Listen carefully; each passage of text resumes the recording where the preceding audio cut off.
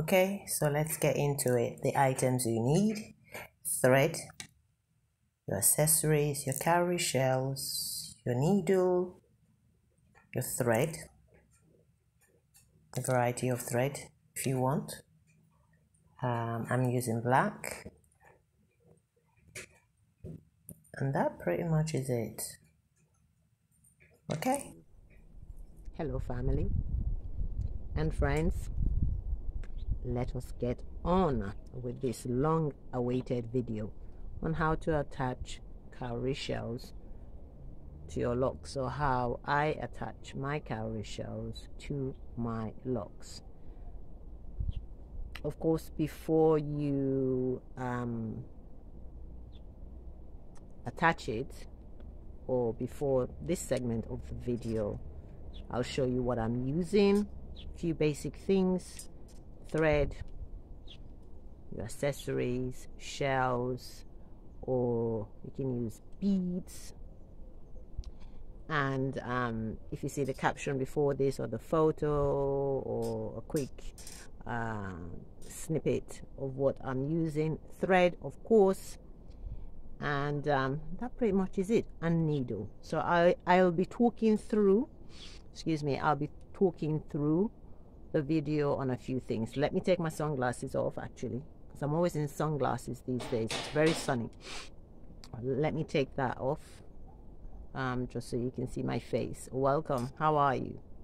Okay, so the thread I'm using today is this African, it's used for African threading, or yeah, I think that's what we say. Yeah, African threading. It's a bit more sturdy thread. Can you see it? And what I've done is I've got 4 strands there, so just double up so that you it's sturdy enough when you start attaching the cowrie shells. And then I've knotted it, yeah, knotted it at the ends. And then of course I have my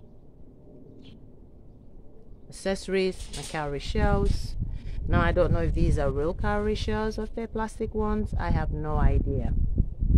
Yeah, so cowrie shells really doesn't matter to me. I am not fickle about things like that. Yeah, so yeah, you can of course use a different colored thread, or you can use a thread that is closely matched to the color of your hair. The color of thread I'm using, I don't know, black. The tips of my hair are now brown. That's the first thing. The other thing I wanted to say is make sure, let's get started anyway, let's just get into it. So I'm going to be using I think it's this one I chose. Yeah, I chose this one. I chose this lock. Why am I choosing this lock? It's thick, it's fully formed, and it's fully formed, it's thick. There are no thin pieces at the end of it. Yeah, so this is why I've chosen that. I'd say if you are going to attach accessories to your locks, especially if you're freeforming, or even if you're not freeforming, be sure to make sure your locks are fully formed. Yeah, I wouldn't do this if I'm in the early stages of my locks, you know, 3 weeks, 3 months, maybe even 6 months, not. But what are we? We are at almost 2.5 years. So of course I started attaching accessories to mine probably, I'd say about 2 years in, might be 2 years, could be a bit more than that or under that. Yeah, and yeah, so make sure your thread isn't too long as well. You don't want it getting caught in your hair and getting in the way and all of that. And then of course just tuck away the rest of the hair you are not working with, and choose whichever lock you want. So what I do is I basically get the cowrie shell and I just pass it through the shell. I pass the needle through the shell and then just loop it through. So sunny and lovely in the UK today. So nice. Yeah. So this is what I do. You can of course do it differently. You can actually just take your needle and thread and pass it through your lock and then pass it through this, but I prefer to do it this way to anchor the cowrie shell. I think I have one here where I have 2 cowrie shells next to each other. Okay, so this is the one I'm doing. It's very simple, it's not complicated, there's no science to it. Just put your needle through. Make sure you are using a needle thick enough for your locks. I don't have super thick locks, but there are people who have extremely thick locks, so you may need a thicker needle. So basically I just pass it through, and I like to close my eyes when I'm doing it. I don't know why, it just helps me with concentration. Yeah, so it's attached, and can you see that I am attaching it? I am attaching it to the stem of my lock. Yeah, so I'm not quite at the tip here. The reason I'm doing that also is because I made a mistake the first time I attached some cowrie shells at the back, and I attached it to a thin lock and to the very tip of the lock. I got it caught in something and snagged off a bit of my lock with the cowrie shell because it was just so thin and it was at the end. So I feel like this is in a better position.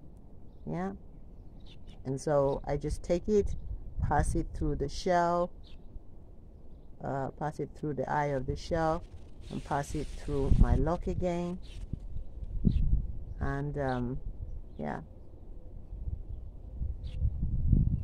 and this is why you need to get your hair out of the way so you don't catch other lock.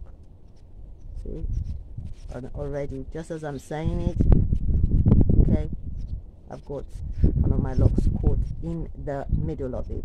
Messy, right? But this is real life. Okay, let me just carefully take this one out before I move any further. Yeah, so I'm just going to hold that and make sure I've got it just that. Yeah, let's play around. There's no science to it. You're having fun with your locks. Yeah, so this is why I have chosen to put it on a thicker lock. This is one of my thick ones. Yeah, can you see it? I hope you can. Thank you for watching the video. Thank you for subscribing. Thank you for the love. Thank you for the questions and your patience with me doing this video. I hope it comes in handy. And yeah, so just pass it through the hair. I want to be sure that I've got it on the right side where, yeah. So because the camera is kind of my mirror, but I don't want to look in the camera because then I won't be able to concentrate properly. Okay, there you go.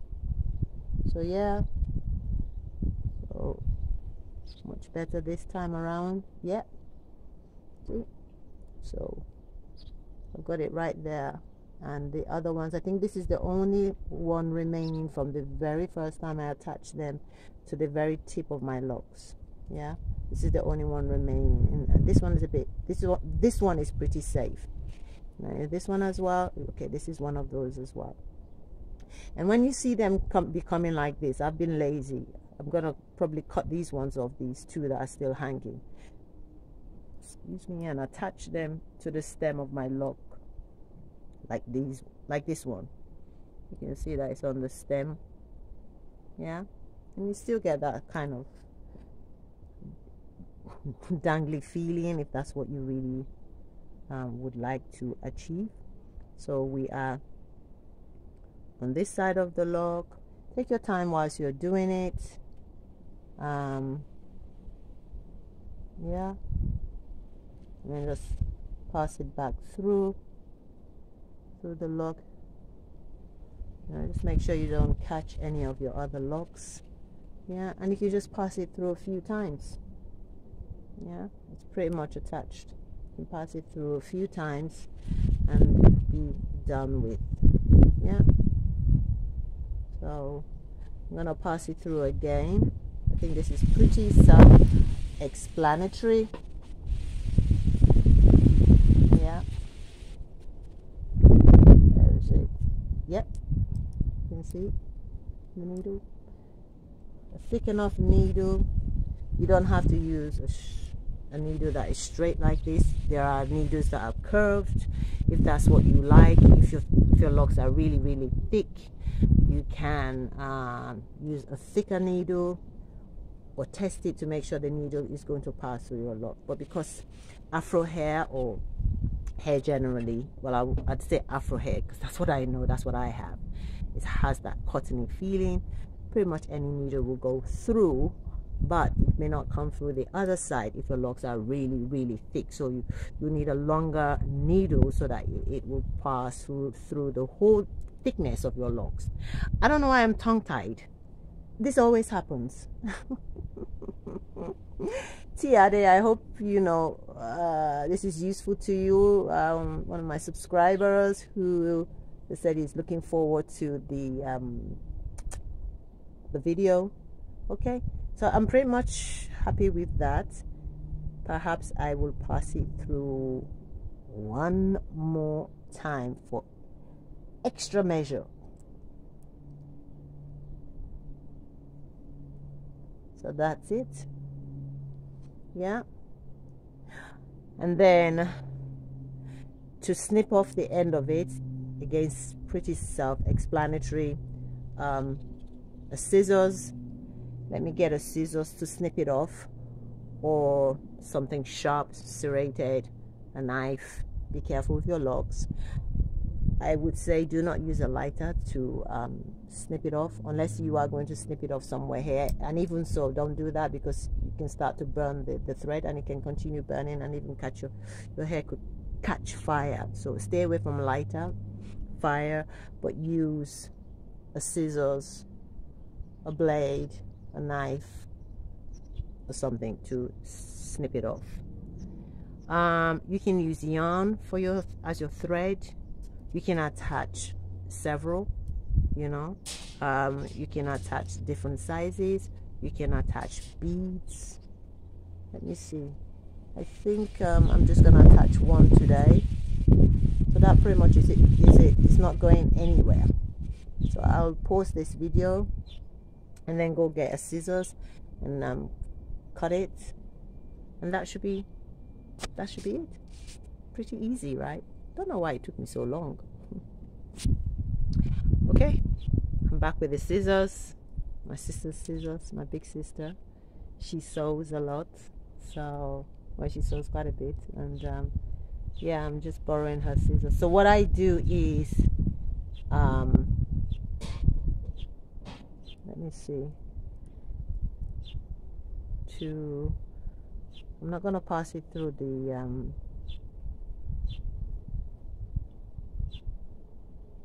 shell anymore. Just checking, making sure that all the thread is in. All right, so I will cut it somewhere here.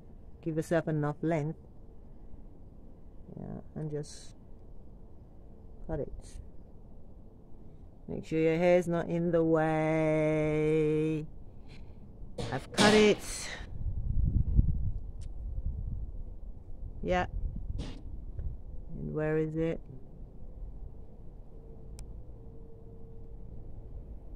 Okay.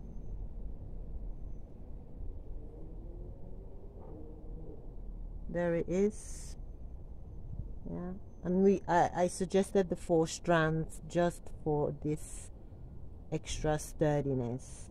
Yeah. And then what I do is I split it, 2 strands each or thereabouts, even if it's 3 to 1 ratio, doesn't matter, but just split it Make sure, yeah. And then I just tie it and pass it through and tie it. Yeah. Again, make sure you don't have any locks in the way. Yeah. One time. And because I'm using black thread, you know, even if some of the thread gets lost in my hair, my locks later on down the line, I'm not bothered about that. You know, just things that these days I just don't stress myself over things I don't need to stress myself over. I think the most important thing I would suggest and recommend is don't do this if your locks are not fully formed yet. And avoid, also one key thing before I forget, is avoid looping your locks directly into a shell. Have some sort of barrier between the shell and your lock, which is the thread, as opposed to saying, okay, I'm going to pull some of my locks through the eye of the shell. Especially if you're fine haired. Those of us who are fine haired, we can get some of our hair through the eye of this. And even if you're not fine haired, because when you are free forming, you know, we have different thicknesses of locks. You'll have some thin locks, you'll have some thick locks. So don't pass it through the eye of your shell, or loop it around your shell, because what would end up happening is the shell will become embedded in your lock, so to speak, or your lock will become tangled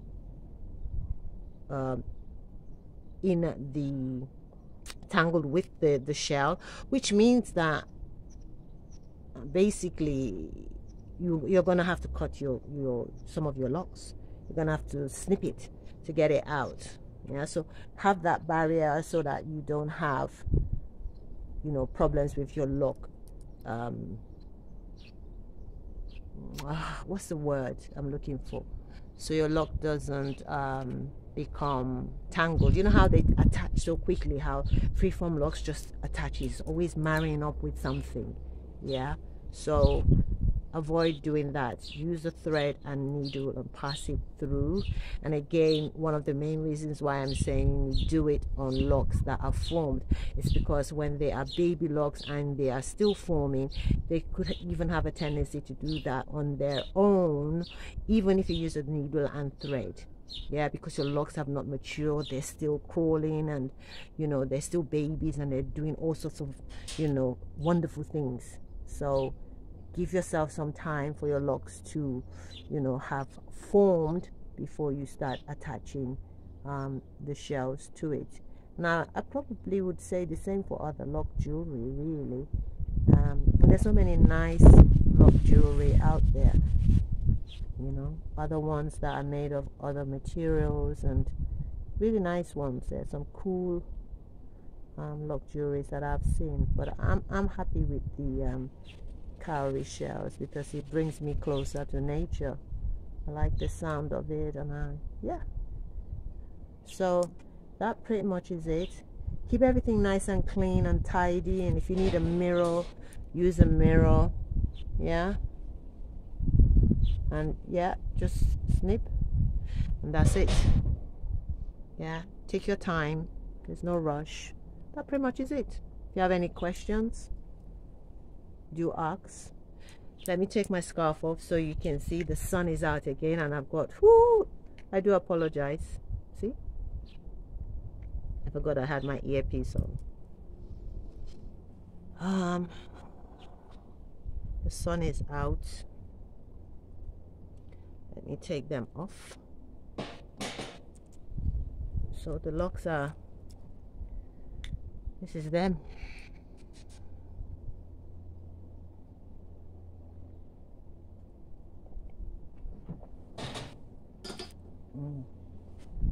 They're growing. They're growing. I'm sorry for the clanking on the earpiece. This one at the back. There's one at the back. This one at the back. I think it's this one. I don't know if you can see it. It has moved. It's really moved. I swear it was down here somewhere. but it's moved so much up here because it's attached to something else. It was right down here on my nape. I remember I always used to put it at the back here, but now that's not gonna happen. It's somewhere still there, but it's moved, and I know it's going to attach probably to this. So I foresee, but I don't know, I foresee that I'm going to end up with just a handful of locks, which is cool by me because I like the minimalist look. I like the minimalist look. I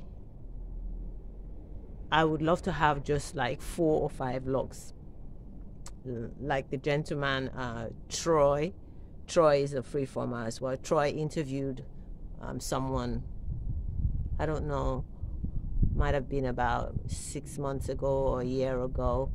I think the guy is a fitness trainer. Troy is a YouTuber who freeform logs. Troy plays basketball thing professionally, and then he re-interviewed the guy maybe a couple of weeks ago, or maybe even a couple of days ago. And from the first interview about 6 months ago to the second interview a couple of days ago, the guys just ended up with 4 locks, 4 huge, gorgeous looking locks. And I would just love that. Just simple, you know, just now I have 4 and that's all I have to deal with, because I like a simple life. Okay, my children, they think that I put some color in my hair. They really do think I put color in my hair, but I haven't. Yeah, so that's that look I was telling you about. So before I couldn't see it from this angle, it would be tucked away somewhere here, and now I can see it from this angle. I'm sure it's the same one, isn't it? It is. So I can see it from my left side, and I wasn't able to see it from that side. So yeah, anyway, all this noise and clanking, let's just sign out. Thank you so much for watching the video. I hope at least the tutorial was good enough. I'm not a tutorial person, so I don't think there'll be many of these being done. I like to just talk and say what I need to say, as opposed to demonstrations. Okay, so yeah, all right, thank you so much. Please do continue to support the community. It helps it to grow. Yes, it's nice to have more subscribers. So if you have friends, family, yes, go ahead and share the video with them to inspire them. If you are just thinking of starting your freeform logs, why not? Yeah, and continue to enjoy the channel. And if you have any perhaps suggestions of topics you would like me to talk about, then feel free to leave it in the comment section. Yes, and you can also follow me on other social media platforms, but I don't do exactly the same thing. In fact, I do almost completely different under the same name, but I try not to repeat the same thing I'm doing on YouTube elsewhere. So non-conformist eyewear on Instagram is almost totally different, I'd say, to YouTube. It's very hard for you to find duplication there. Then non-conformist eyewear on TikTok is similar, almost the same as YouTube. And then non-conformist eyewear on Facebook is completely different from Instagram and from YouTube. And that's pretty much where I am when it comes to non-conformist eyewear. All right, thank you, and see you all soon. Bye.